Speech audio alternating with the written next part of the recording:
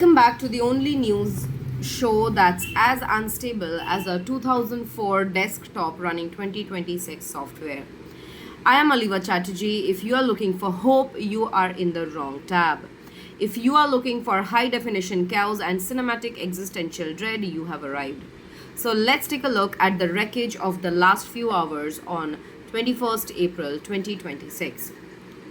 The Sea of Oman is officially a giant game of battleship, but nobody is winning. America seized an Iranian cargo ship called Tosca, and Iran responded by sending a swarm of drones to say hello to US military vessels. Iran has officially swiped left on peace talks. Their spokesperson basically said, "We are done talking to the US. You broke the ceasefire, you blocked our ships, and we have a very long memory."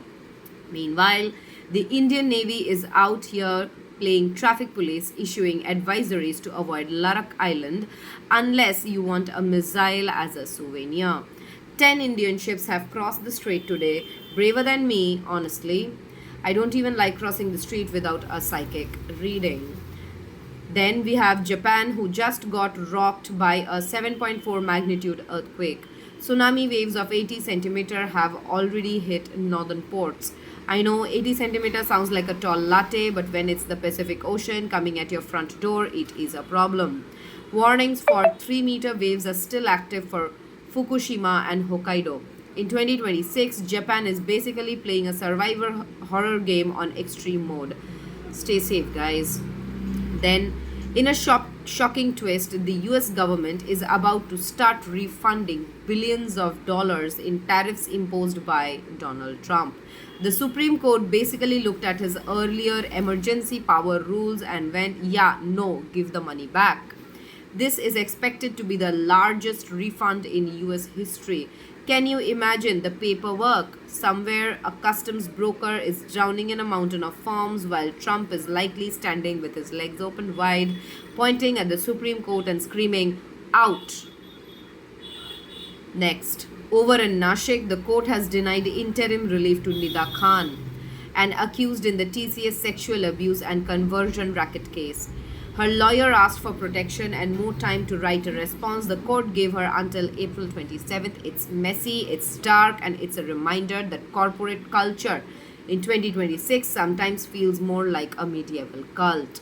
Next, it is so hot in India that cities are switching off traffic lights from 12:30 p.m. to 4 p.m. The Nari Shakti government's solution to the heat wave: just drive through the junction and hope for the best so you don't melt into the concrete. Absolute genius. Meanwhile, in Chhattisgarh, there were rumors of a private plane crashing in the Jashpur forest. The collector says they have scoured the woods with drones and found absolutely nothing. Either it's a ghost plane or the forest just decided it needed a snack. Next, the oil rich UAE is reportedly talking to the US for a financial lifeline. Wait, the country with gold plated everything needs a loan? Apparently, the Iran war is scaring off investors and draining reserves.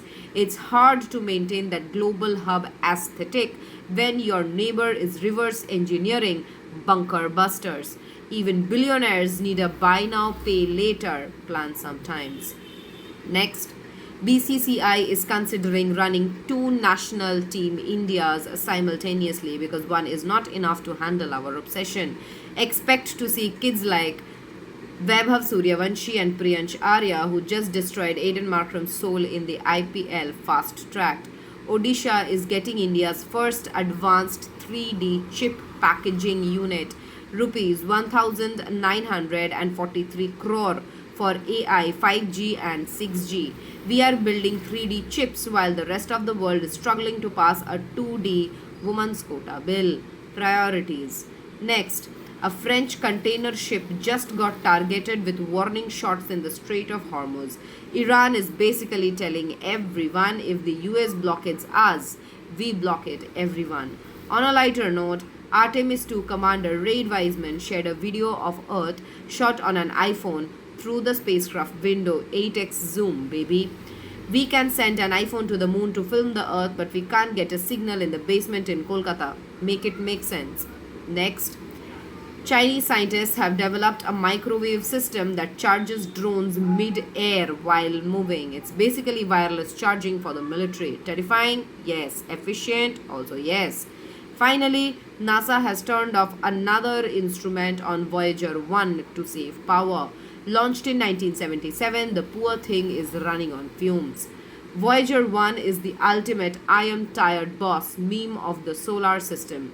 We are turning off its low energy charged particles experiment just to keep it talking to us. It's the 1970s tech that refuses to quit, unlike my 2026 laptop, which dies if I open more than 3 Chrome tabs on it. That is the noonday report, my lovely people. The world is hot, the seas are on fire, the Voyager 1 is slowly going to sleep in the dark. I'll be back to see if we have officially moved into the series finale of the human race. Until then, stay unhinged, stay aesthetic, and for the love of God, stay out of the sun and subscribe to my channel.